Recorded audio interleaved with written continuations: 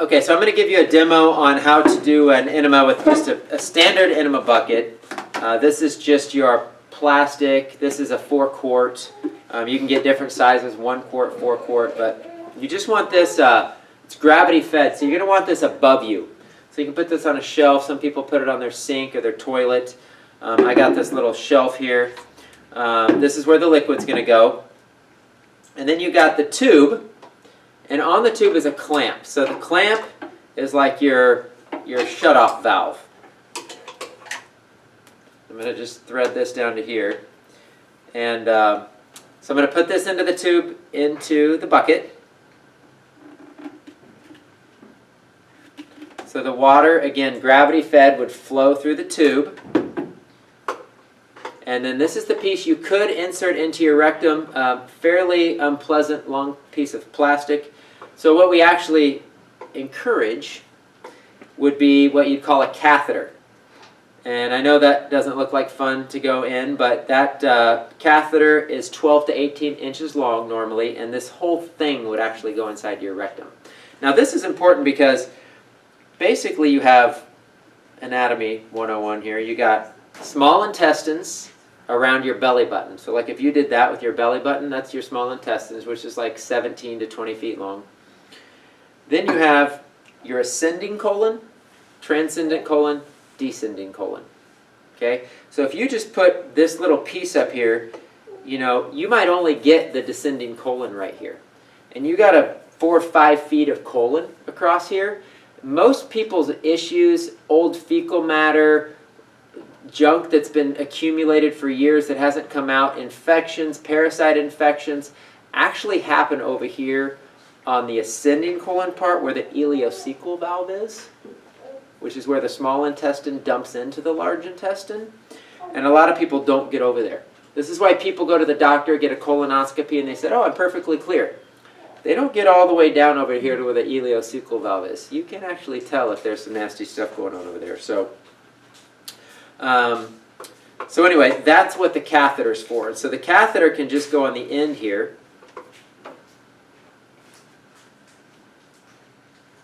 So now when you actually go to do an enema, you are going to have your coffee or whatever type of enema you do, and I'll explain in a minute how to do a coffee enema. But basically you pour your liquid into here. Now again, this is gravity fed, so as soon as you pour liquid in here, it's immediately going to start to flow through this tube. Okay? But remember, you have this little clamp right here that's like an on-off. So if I clamp this shut, it'll stop the flow of the liquid. Okay? But what you want to do is you want to have liquid flowing all the way through the tube, out the end of the catheter, and then clamp it. You stop the flow. Then you're going to lubricate this. Okay? Otherwise it'd be very unpleasant. Lubricate this before you insert it. Okay, you have to have fun with these things. So lubricate it, and then you're going to insert it. It should never be hard. You should never have to force it. It should never feel like it hurts.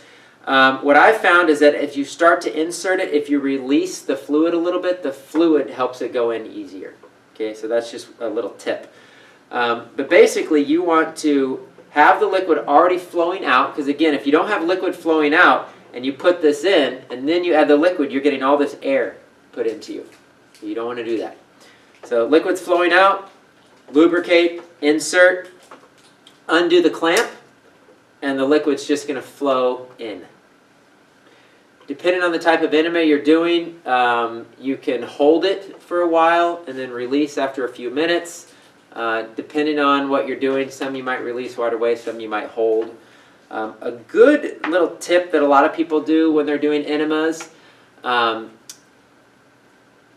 is just a warm water enema to start, just to kind of clear out some old fecal matter, and then do the coffee or something else to have more of a medicinal or a stronger effect. Because otherwise, if you just do like coffee right away, it might just get out, you know, what was here getting ready to get out anyway, and you might not have as much of an effect as you want.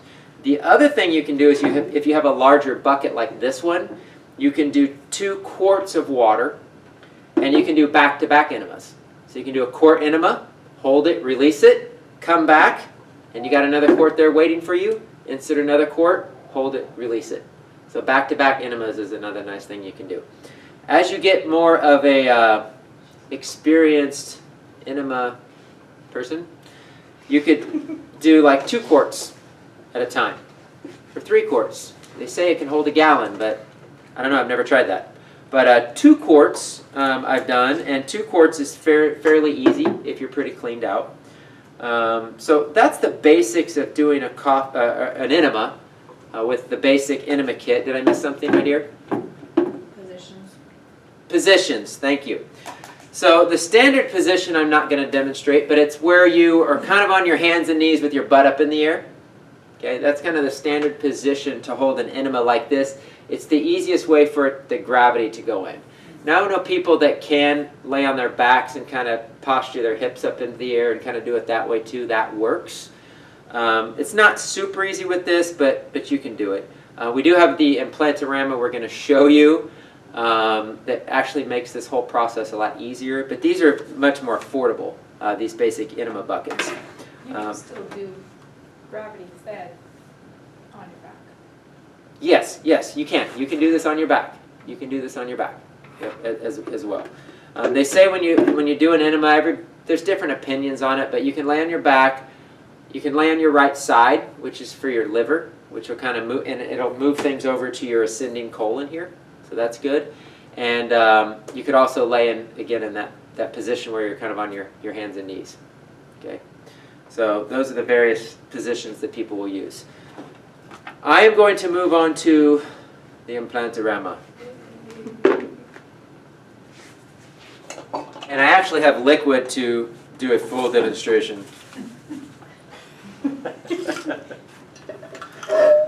All right, jokingly said partial demonstration. I'm not going to do a full demonstration if you get what I'm saying. Okay, so this is the Implantorama. We jokingly call this the Cadillac of home enema kits. It's more expensive. If you're going to be doing this on a regular basis, or you and a spouse or 3 people in your household are going to be doing this, it's a good investment. Of course, you'd have multiple catheters. You wouldn't share the same catheter. So you'd need to switch that out. But this is a great way to do it. So this was actually designed by a guy that I'm friends with, and it's kind of it's a cool story actually. Dad had prostate cancer. He was in his 70s, and his son said, "Hey, Dad, I want you to get better. I heard you can do enemas and all these things to heal cancer, and you should try it." And Dad was like, "You're not putting anything anywhere. I don't want you to do any of that. Forget it." And as his cancer progressed, he finally got to the point where, I think it was like 80ish, he said, "Hey, try whatever, man. I don't care. Like, I'm not getting any better." And so they did the traditional bucket, gravity-fed enemas. And 6 months-ish later, and I don't remember what all kinds of enemas they did. I know they did lemon. But 6 months later, and think about the prostate. How do you get a prostate exam? Through the rectum, right? So that's the quickest way to heal anything prostate related is actually through the rectum. So enemas is the fastest way to heal any kind of prostate inflammation, prostatitis, prostate cancer. And so they did the enemas. 6 months later, the doctor said perfectly cancer-free. He took before and after pictures. I mean, he was 80, it looked like he was 95. Now he was 80 and he looked like he was 60. I mean, it was literally a total transformation of this man. So now cancer-free, lost all this, looks younger, etc. So he wasn't a big fan of the gravity-fed thing, so he wanted to kind of create something that just made it easier to use. So he invented it, and he gave it a funny name, catchy, so maybe he could do commercials, I don't know. But he called it the Implantorama, which I think is hilarious. So I love telling people that because it just makes you laugh. But it's pretty simple. So you basically have a jug which can fit a gallon of liquid. We'll talk about the different things you can put in an enema. But this is a gallon jug. We have our funnel here. And what we're going to do is we're going to insert water. Now if this was coffee, it might look a little different. But we're just going to do water. Right on. Okay, so we have this handy dandy screw top here. So this goes in and screws on the jar, and you basically have 2 tubes coming out. Okay, one tube is for a pump. This is just kind of like a little bicycle pump, right? This side goes in you, or me, whoever's using it. Again, got a catheter, so that's going to go, whatever, 12, 16 inches all the way up into here. So all that's going to go up into your rectum, into your colon. And here's the little on-off valve switch. Whew, good throat.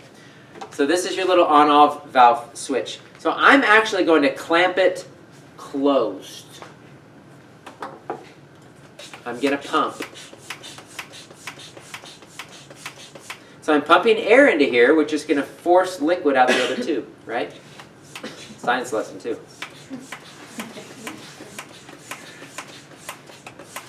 Okay, so pressurized, ready to party.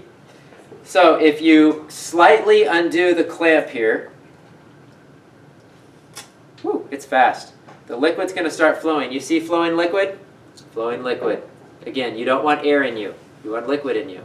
Okay? So now that liquid is flowing all the way through the tube, you would lubricate the end, and you would insert this into you. And then as soon as it's in, you can release this and just let the river flow. Okay? So the other thing to be cautious of is, and you can control it. You can clamp this on and off as you desire. You're going to lose pressure, so you're going to have to pump some more. And it'll slowly drain down. You can kind of keep your eye on it. It's not gravity fed, it's pressurized. You can lay in any position comfortably. You don't have to have this up on a shelf or anything like that. It just makes it easier to do. The only other thing you have to be cautious of is as the liquid gets down to the end, you want to be cautious not to let the air flow into you once the liquid's gone. So you can just clamp it shut when all the liquid's in, and you'll start to hear the air hit the tube. And so that's basically how the Implantorama works. Did I miss anything? No, do you only pump it, do you pump enough air in that you don't have to pump it again while you're doing it? No, probably not. Like if you just did a quart, you can probably pressurize it enough to do the whole quart. But I'll do 2 quarts sometimes, and so I'll have to pump again. Okay. Yeah. So, yeah, so that's the Implantorama. It's just, again, makes it easy, convenient. If you were sharing the Implantorama with someone, you would just unhook this catheter. It just slides right off, and you just put another one in. Make sure you mark them, you know, his and hers, or, you know, however you want to, you know, describe. So you know, sorry, honey, yes. I would just say that's the main difference between the Implantorama and the gravity fed in the process is that you have to make sure at the end of the liquid that you clamp down on the Implantorama. Yes. With the gravity fed, once it's in, it's just open air. It's not pressurized. So you're Right. going to get additional That's a air good point. inside of you. Yeah, so she's saying with the gravity-fed one, when the liquid's gone, you're not forcing air into your colon. But with this one, if you don't clamp it shut, it's pressurized air shooting in to you. So you don't want, it's not going to hurt you. It's not pleasant. It will make it harder to hold the enema. It'll make it harder to hold. Yeah. Speaking from experience? Okay. So, so that is, so that's how the Implantorama works. Is there any questions about the basic enema bucket or the Implantorama? I mean, this will just be an easy little tool for people to watch online. I can't remember if I forgot any little tips or tricks or anything, but it seemed pretty basic. Now, do you insert that one the same way? I mean, the only reason I'm asking is I lay on my side and to insert the catheters with this. Right. Yeah, so I lay on my back to insert it. You can lay on your side to insert it. You can lay in any way. Again, that's the nice thing about this one is it's not gravity fed and you're not constricted by gravity. You can lay in any position comfortably, get it in, you know, and release it. So that makes that nice. Yeah, and I always understood. Start in the beginning, you lay on your left side, and then you kind of switch to your back, and then go to your right side, so it can kind of Yes. help it go Yep. through the rest of it. That's another good way to do it. Yep, because the left is where it's. I always start on my back, but you also got the catheter up in Yeah, there, that's gonna you go know. through. But yeah, if you just did a quart, you could start on your left, go to your center, go to your right, and you can kind of roll back and forth, to keep the liquid moving around in there. Kind of do a little car wash inside your colon there. Do you encourage like massaging to help loosen up? You can stuff? massage it too, yep, to break up old fecal matter and things like that, yep. So let's talk about the different things you can put in a coffee enema. Now you can put a whole host of things up in there. So we are probably not going to cover them all. Yes, my dear.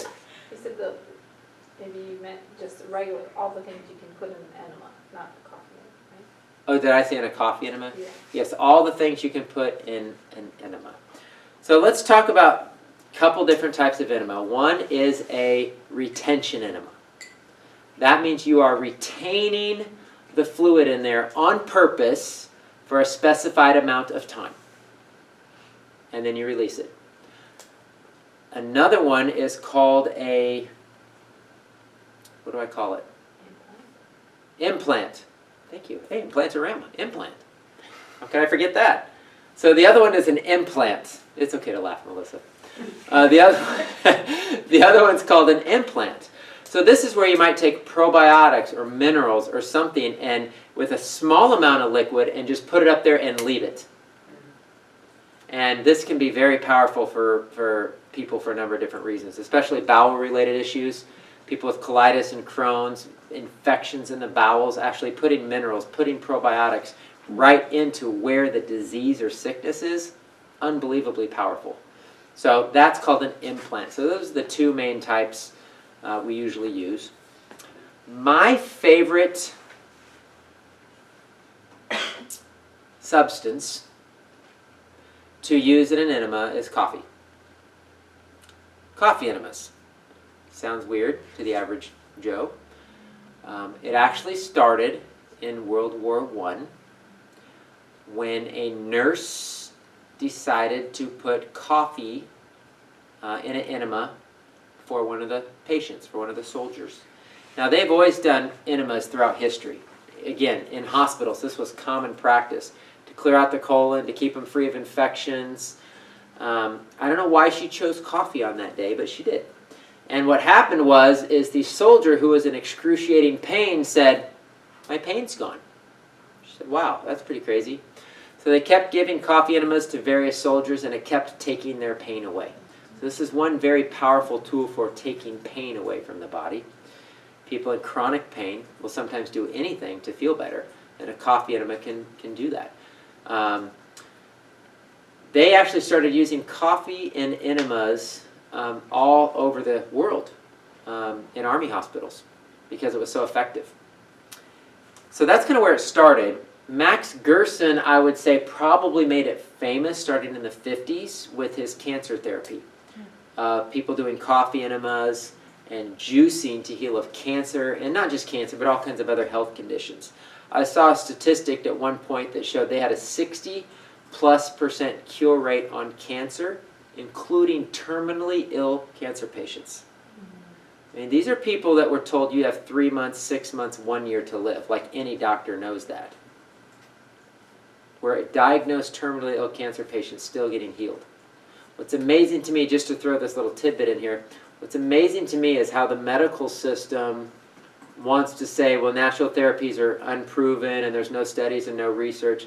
That is such garbage. I mean, there are more documented research studies on plants than anything else in human history. Just go to your library. Other countries are studying this stuff. But what's really cool about Gerson therapy is the Japanese, who are very into health, actually took cancer patients, did all their lab work, put them on the Gerson therapy, checked their lab work every 3 months, and actually documented and showed their numbers improve every 3 months until their cancer was completely gone. Perfect, irrefutable evidence that's completely ignored and laughed at today in modern America. So these things we're talking about aren't unproven. What is proven is that the medical industry is causing a lot of harm to people, especially pharmaceutical drugs, but let's not get into that. But I just wanted to share that about Gerson therapy because I think it's very important to understand this basic concept that I'm talking about of putting back into the body the foundational building materials that God needs to heal you, and getting the junk out that's in here that shouldn't be in here is going to heal the masses of their ailments. The vast majority of people are going to be healed of their ailments if we can do those two things. And that's what Gerson therapy does. So coffee enemas is a huge portion of how you get junk out of your body, because it detoxes the liver. It's got caffeic acid. You've heard of that word, caffeine, caffeic acid. It has palmitic acid. These are things that stimulate the liver to dump bile, to dump toxins. The coffee is also going to clean out the colon wall. It's going to pull old fecal matter off of the colon wall. And it's very powerful. And so how do you do a coffee enema? First thing is I would encourage you to get coffee from a place who knows what coffee you need for coffee enemas. Don't just go to the store and buy Folgers. That'd be really bad news. Nobody would probably do that. But you might go organic coffee at the store. That's okay, but it's not designed for coffee enemas. We use S.A. Wilson's coffee. There's another one called Pure Life. These are used at healing centers around the country because the coffee is specifically air roasted, not heated, no heavy metals, etc., etc., etc. It's very specific to having the cleanest, purest coffee with the highest content of what's needed to cause the proper detoxification of your body and your liver. So I'd highly encourage you to get the right coffee. How to do a coffee enema? Pretty simple. You get a quart of water, purified water. Some people say distilled's best. Just purified, reverse osmosis, whatever you got. 1 quart of water in a pan, bring it to a boil on the stove.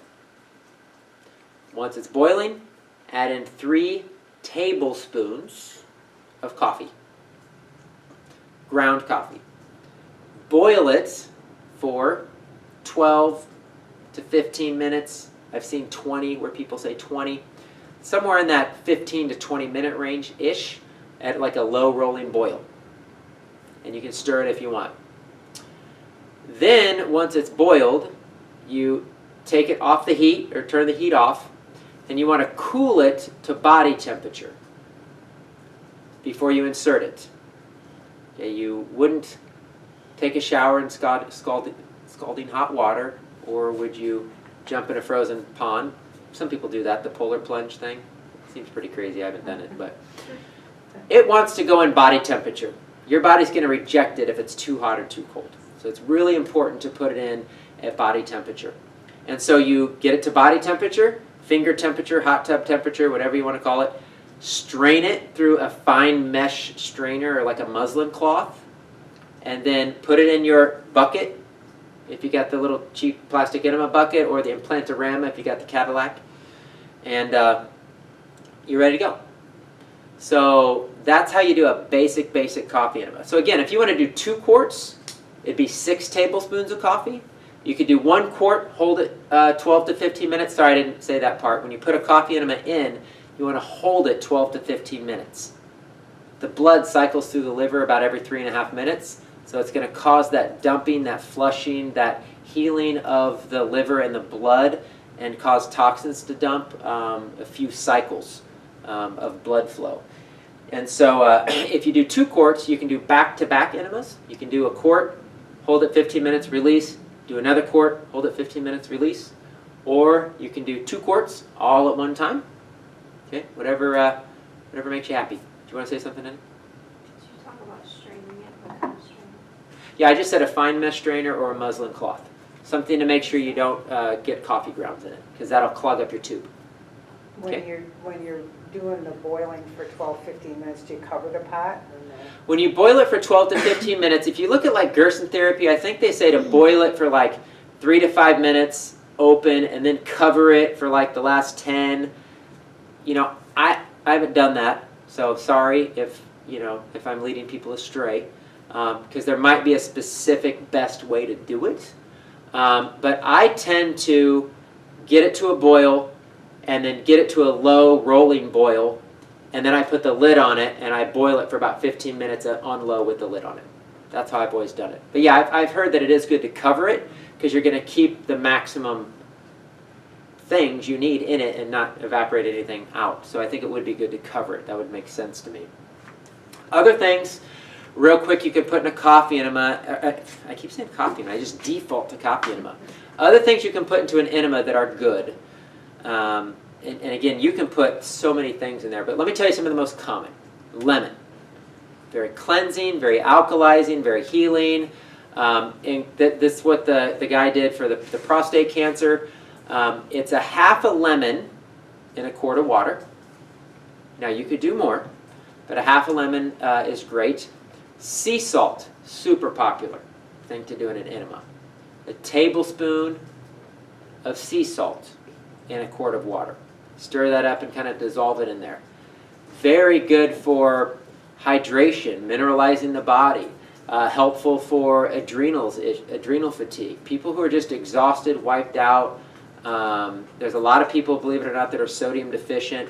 Salt's also very cleansing and purifying. Since we're talking about cleansing, I'll tell you another way to use salt as cleansing. It's called a saltwater flush. You wake up in the morning, get a glass of warm water, put a tablespoon of sea salt in it, stir it up and drink it. Whoop, it'll flush out your whole intestinal tract. So you can do it from both ends on the old sea salt. One tablespoon? One tablespoon. But sea salt's very purifying. It's cleansing. It's purifying. Sea salt has been used throughout human history for, what's the word I'm looking for? It's not canning. Thank you. Preservative. Salt's been used throughout history as a preservative, a natural preservative. It preserves things. It's how they cure meat and different things, is they use salt. Babies, when they were born, they were washed in salt water. So it's a way to purify. A woman has a yeast infection. She can actually put sea salt in water, drink it, it'll knock out the yeast infection. So salt also knocks out bacteria and fungus and yeast and bad guys. So there's all kinds of purifying, healing things we can put in the body. Other things you can do in an enema would be implants. We kind of talked about that, where you put something up and leave it. Probiotics is commonly used for that. Minerals is commonly used for that. What else? What am I missing? Wheatgrass. Very good implant. 2 to 4 ounces. Maybe in the beginning it's kind of hard to hold. But wheatgrass, very powerful for an implant. Wheatgrass juice.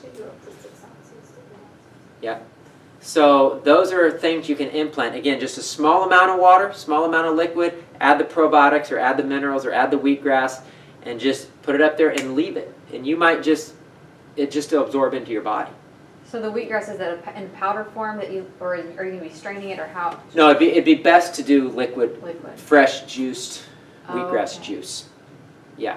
Powders you can do, but they're probably going to gum up the tubes, so you probably have to strain it through something. And the other thing you can do is teas.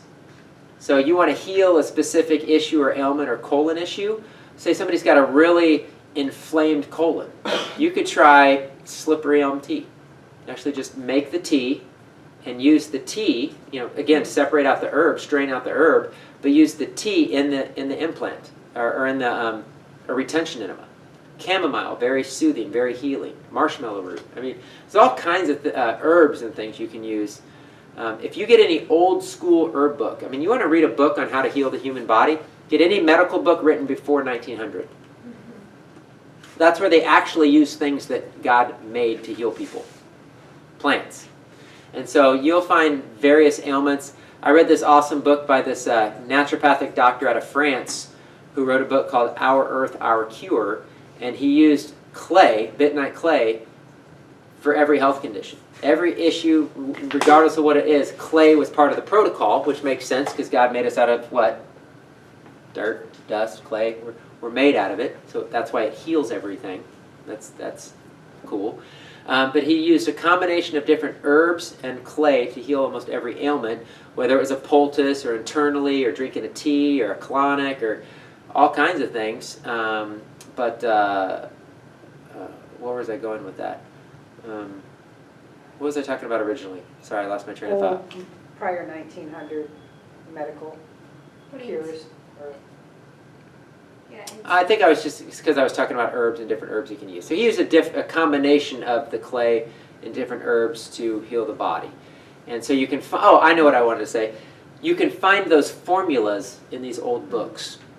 These herbal formulas of what people did because they had a urinary tract infection or they had dysentery or they had pancreatic cancer, you know, whatever they had, you can find these herbal formulas in these old herb books. That's the place to look for that kind of information. Yes?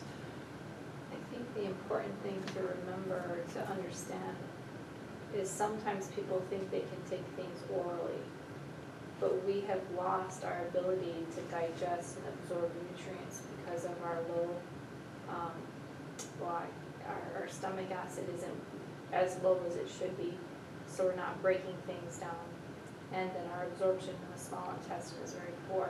Right. This is an opportunity to get into the bloodstream and bypass some of our digestive malfunctions, basically.